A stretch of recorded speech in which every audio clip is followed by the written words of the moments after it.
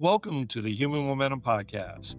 I'm Eric Schabert, a doctor of osteopathic medicine with more than a decade of experience in primary care and musculoskeletal medicine. I'm here because I've noticed how much information is out there on social media relating to health, nutrition, and wellness that simply is not in step with the medical evidence that we have available. I'm hoping to change that a little bit with the information I'm going to put out to all of you. If you're looking for accurate, evidence-based health, wellness, nutritional, and musculoskeletal pain information, you are in the right place. If you enjoy this content, please do subscribe to the channel and give us a like if you find it helpful. It really does help me get this out to more people. And please also be aware, I read all of my comments and respond to most. So if you have a question or think that I might be off base on something, please do let me know. With the introductions out of the way, let's get on with today's episode. Welcome to the latest edition of the Human Momentum Podcast. Today, I'm going to delve into the controversial topic of seed oils, saturated fats, and heart disease risk. Unless you've been living under a rock the past couple of decades, you very much are aware that seed oils are one of the things that nutritional influencers, the MAHA movement, and many others have implicated in the rise of chronic disease and particularly cardiovascular disease in the United States. I'm going to tell you right now that this isn't consistent with the evidence we have on what does and does not cause heart disease from a dietary perspective. I understand that seed oil consumption has risen significantly during the same time period that the incidence of so many of these diseases have. But so has consumption of other things, including refined carbohydrates. So I want to use another podcast, The Proof with Simon Hill, in one of their recent episodes to try and illustrate some of the evidence that points away from seed oils as a cause of cardiovascular disease. All right, with that said, let's take a look at this first clip and we'll talk a little bit more after. First of all, I'm fairly agnostic about the total amount of fat in the diet. Again, invoking the blue zones, the Okinawan diet is extremely low in fat, well below 25% of calories, potentially down as low as 15 or 10% of calories from fat. But Ikaria, Greece, and Sardinia, Italy, it's up around 45%, well above the typical American diet. So we've got high, we've got low, who cares? Which is why that message, eat real food, mostly plants, is so important. If you get the distribution of foods right, all the rest is just noise. There is no specific macronutrient threshold that's exactly right. So I think we can all be fairly agnostic about the total quantity of fat in the diet as long as we get the quality of foods right. Always focus on the quality of foods. Just so you understand, the guy doing most of the talking there is Dr. David Katz. He's an MD, PhD, and prominent nutritional researcher.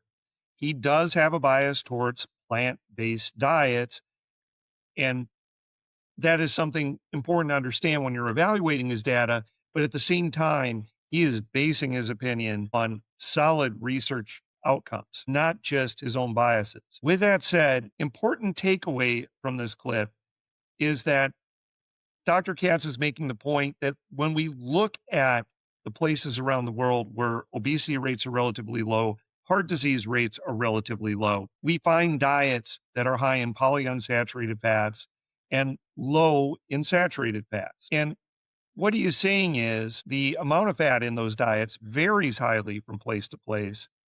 So the important takeaway is the types of foods you're consuming, because all of these places consume a lot of whole foods and they have diets that are biased towards fruits and vegetables. And the other important point is that they're not consuming a lot of highly processed foods and they aren't consuming much in the way of refined carbohydrates. And that's important for us to understand if we're trying to get to the bottom of exactly what is causing cardiovascular disease. All right, so let's move on to the next clip of Dr. Katz and what he has to say about saturated versus polyunsaturated fats. Then the issue is, what is the distribution of fat that's optimal? And it's quite clear that we thrive when the bulk of the fat in our diet is unsaturated, in particular polyunsaturated, and perhaps to a slightly lesser extent, monounsaturated. So there are three main categories of fats: polyunsaturated, monounsaturated, and saturated. And these have very different biochemical properties. They have different culinary properties. So we're just not adapted to a very high intake of saturated fat, and it's associated with inflammation, atherosclerosis, chronic disease. We very readily get too much of it.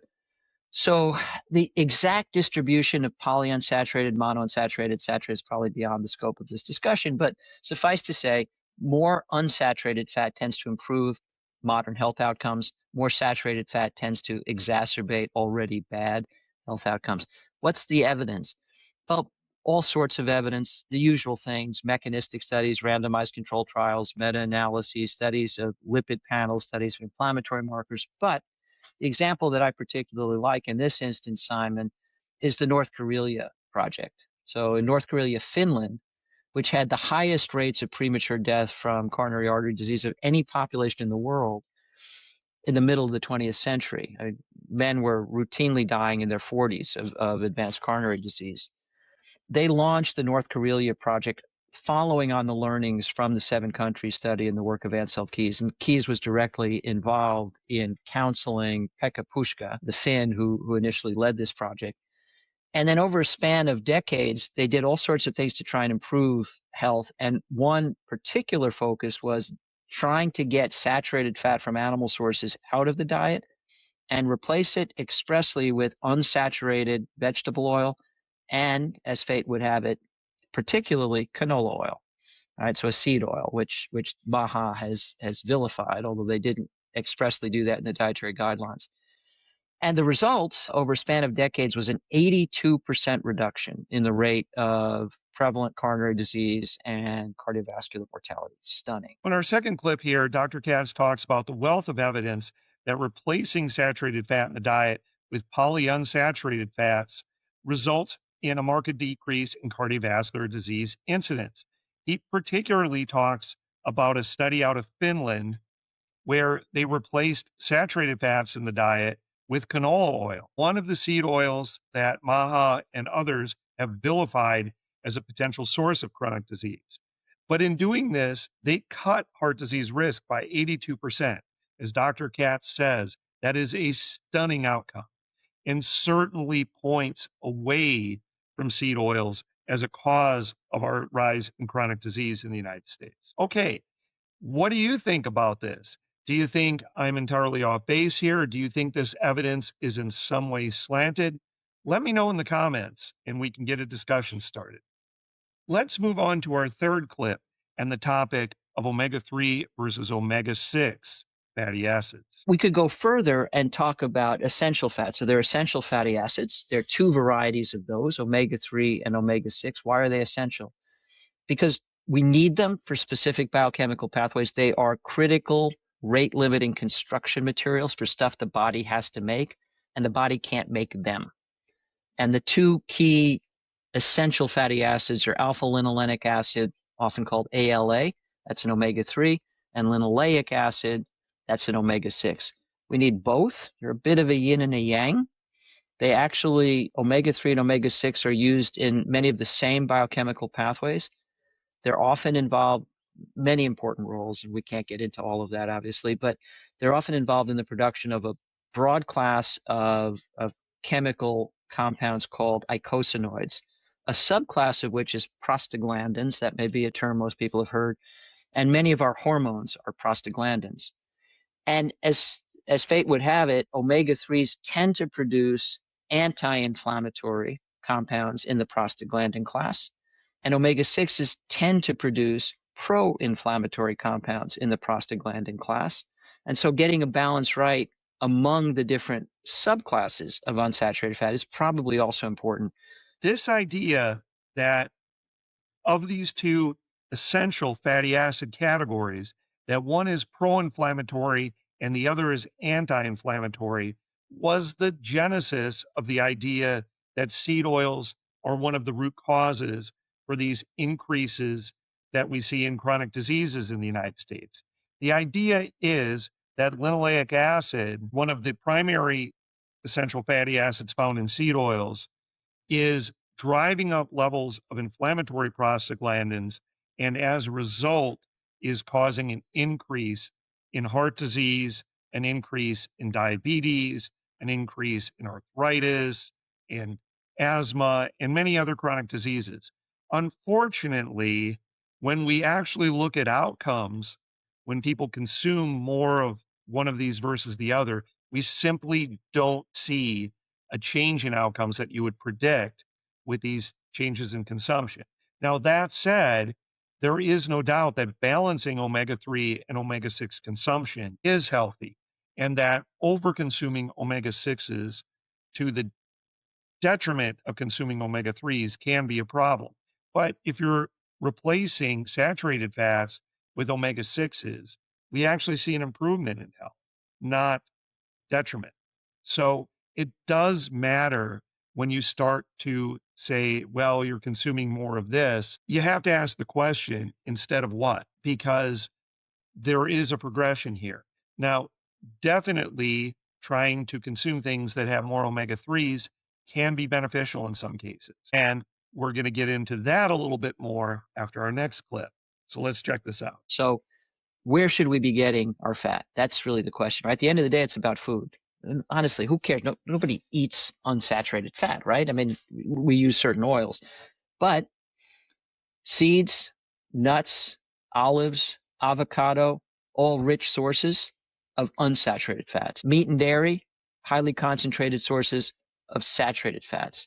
Fish and seafood, when they're fatty, concentrated sources of unsaturated fat. So if you want to eat animal foods, is fish and seafood better generally than terrestrial animals? Absolutely, yes. And we could talk about the specifics of fish oil and so forth.